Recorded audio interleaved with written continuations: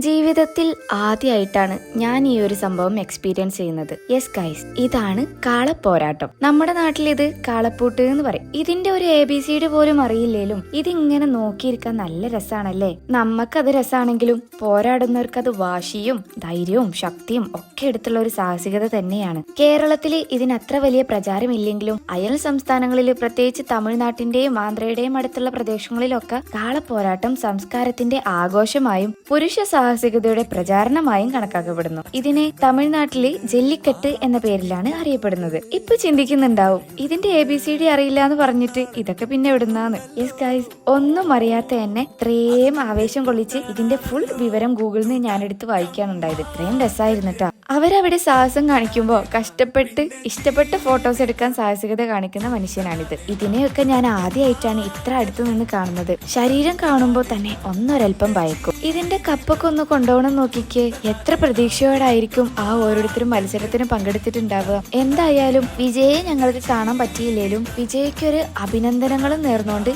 ഞാൻ നിർത്തുന്നു. Bye bye.